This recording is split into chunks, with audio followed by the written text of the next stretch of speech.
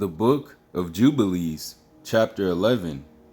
And in the 35th Jubilee, in the 3rd week, in the 1st year thereof, Ru took to himself a wife, and her name was Orah, the daughter of the son of Kisid. And she bare him a son, and he called his name Serah, in the 7th year of this week, in this Jubilee. And the sons of Noah began to war on each other, to take captive, and to slay each other, and to shed the blood of men on the earth, and to eat blood, and to build strong cities, and walls, and towers, and individuals began to exalt themselves above the nation, and to find the beginnings of kingdoms, and to go to war, people against people, and nation against nation, and city against city, and all began to do evil, and to acquire arms, and to teach their sons war. And they began to capture cities, and to sell male and female slaves. And the son of Kisid, built a city of Erah of the Chaldees, and called its name after his own name and the name of his father.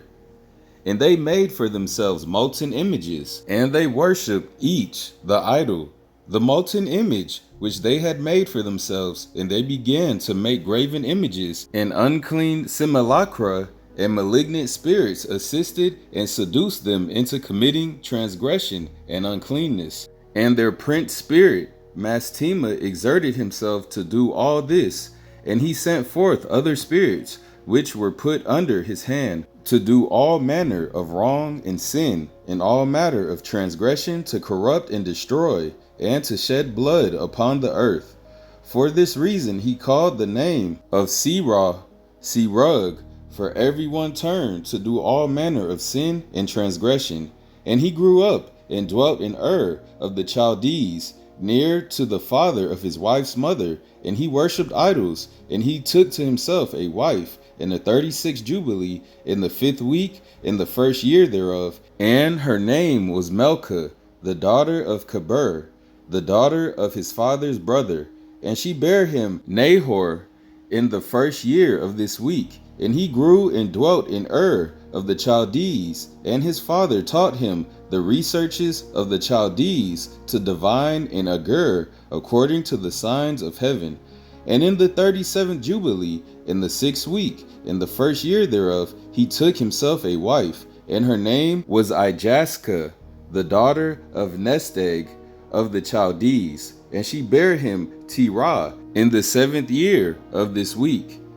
And the prince spirit Mastema sent ravens and birds to devour the seed which was sown in the land, in order to destroy the land and rob the children of men of their labors. Before they could plow in the seed, the ravens picked it from the surface of the ground. And for this reason he called his name Terah, because the ravens and the birds reduced them to destitution and devoured their seed. And the years began to be barren, owing to the birds, and they devoured all the fruit of the trees from the trees. It was only with great effort that they could save a little of all the fruit of the earth in their days. And in this 39th Jubilee, in the 2nd week, in the 1st year, Terah took to himself a wife, and her name was Edna, the daughter of Abram, the daughter of his father's sister. And in the 7th year of this week she bare him a son, and he called his name Abram, by the name of the father of his mother, for he had died before his daughter had conceived a son. And the child began to understand the errors of the earth, that all went astray after graven images and after uncleanness. And his father taught him writing, and he was 2 weeks of years old, and he separated himself from his father, that he might not worship idols with him. And he began to pray to the Creator of all things, that he might save him from the errors of the children of men, and that his portion should not fall into the error after uncleanness and vileness. And the seed time came for the sowing of seed upon the land, and they all went forth together to protect the seed against the ravens. And Abram went forth with those that went. And the child was lad of 14 years. And a cloud of ravens came to devour the seed, and Abram ran to meet them before they settled on the ground, and cried to them before they settled on the ground to devour the seed, and said, Descend not, return to the place whence ye came. And they proceeded to turn back. And he caused the clouds of ravens to turn back that day 70 times. And of all the ravens throughout all the land where Abram was there settled, there not so much as one. And all who were with him throughout all the land saw him cry out, and all the ravens turned back, and his name became great in all of the land of the Chaldees. And there came to him this year all those that wished to sow, and he went with them until the time of sowing ceased. And they sowed their land. In that year they brought enough grain home, and eat, and were satisfied. And in the first year of the 5th week, Abram taught those who made implements for oxen, the artificers in wood, and they made a vessel above the ground, facing the frame of the plow, in order to put the seed thereon. And the seed fell down therefrom upon the snare of the plow, and was hidden in the earth, and they no longer feared the ravens. And after this manner they made vessels above the ground on all the frames of the plows, and they sowed and tilled all the land, according as Abram commanded them, and they no longer feared the birds. All praise to the power of the Son of Man, Abraham, Isaac, and Jacob, Father, I am that I am, and for his only begotten Son to finally come and save the lost sheep of the house of Israel. So basically, this chapter was about the generations, you know what I'm saying, before Abram, or before his name got switched from Abram to Abraham. But the generations before him, his father's fathers, which started with Peleg, then Ru, then I think his name is Serug, then Nahor, then Terah. That was his father, Terah.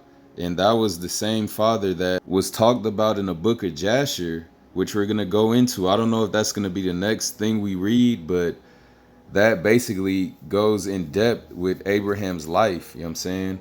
And it really goes in depth with him and his father Terah's relationship. And it wasn't that good just because his father Terah used to worship idols. He was an idol worshiper, and Abram wasn't, you know what I'm saying? Abram worshiped the Most High, power of Israel, but his father was worshiping idols. But anyway, hopefully you guys enjoy the genealogy timeline picture I have for y'all right here. And if you want, you could go ahead and pause the video and screenshot it so you could have this, you know what I'm saying, in your memory bank as well as in your phone gallery, so you could know as an Israelite where we come from, or where you come from, you know what I'm saying?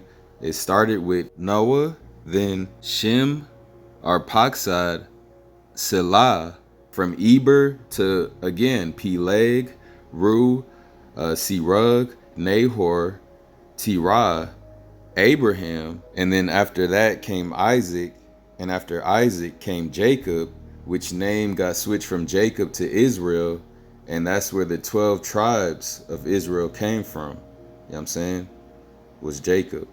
All praise, Israel. Keep your head up in these trying times. Shalom.